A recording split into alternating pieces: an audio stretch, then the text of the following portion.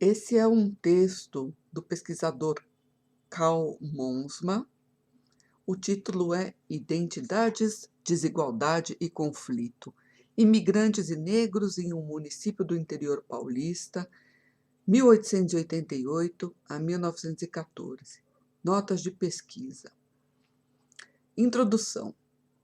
A literatura afirma que a importação massiva de imigrantes ao estado de São Paulo prejudicou os libertos e outros negros após a abolição, relegando-os às margens da economia. Com o passar do tempo, uma parte dos imigrantes e descendentes ascendeu econômica, social e politicamente, ao passo que as vias de mobilidade social pareciam bloqueadas para os negros.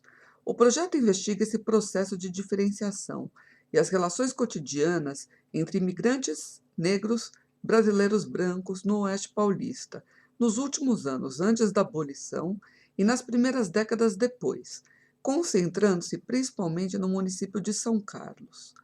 O objetivo central é entender a diferença na situação dos negros e dos vários grupos de imigrantes e a natureza de sua interação cotidiana, comparando suas relações com fazendeiros e autoridades locais, suas identidades coletivas e seus padrões de mobilidade social e violência. Integrando a fronteira do café na época da abolição, São Carlos teve um número significativo de escravos e também recebeu grandes levas de imigrantes, principalmente italianos. Depois de 1900, São Carlos também recebeu muitos imigrantes espanhóis e portugueses. Em função do grande número de imigrantes e de mistura de grupos, São Carlos constitui um bom caso para a pesquisa sobre a construção de identidades, a mobilidade social e as relações interétnicas e raciais.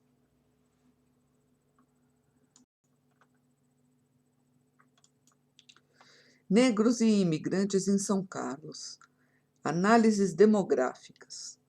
Como consequência da abolição, da expansão das fazendas de café e, sobretudo, da imigração em massa, a população de São Carlos cresceu rapidamente e sofreu mudanças radicais na sua composição. Pretos, pardos e caboclos, enumerados no município pelo Censo Estadual de 1886, constituíam 55% da população total, de 16.104 habitantes. Mais de 2/3 dos 5.950 pretos e pardos eram escravos ou ingênuos. Havia 2.051 estrangeiros no município em 1886, a metade deles italianos. A proporção de brancos aumentou dramaticamente após a abolição. Entre 1888 e 1902, São Carlos foi um dos municípios que mais atraiu os estrangeiros da hospedaria dos imigrantes na cidade de São Paulo. Nas 2 décadas entre 1886 e o censo municipal de 1907, o número de italianos em São Carlos aumentou 10 vezes e o de outros estrangeiros cresceu 4 vezes. Os 15.000 estrangeiros enumerados em 1907 constituíram aproximadamente 40% da população total. Porém, essa percentagem subestima a presença de imigrantes, porque os filhos de estrangeiros nascidos no Brasil foram contados como brasileiros. 67,1% dos chefes de família eram imigrantes, e a metade das famílias no município eram chefiadas por italianos. Em 1907, negros viviam dispersos por todo o município, constituindo 14% da população urbana e 12% da rural. Muitos trabalhavam nas fazendas, onde os imigrantes se concentravam.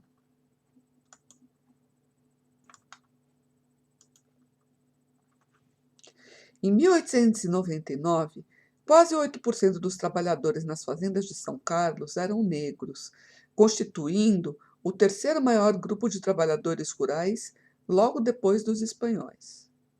Uma análise dos dados sobre chefes da família masculino do Censo Municipal de 1907 mostra que os negros não eram totalmente excluídos da competição com os imigrantes no mercado de trabalho.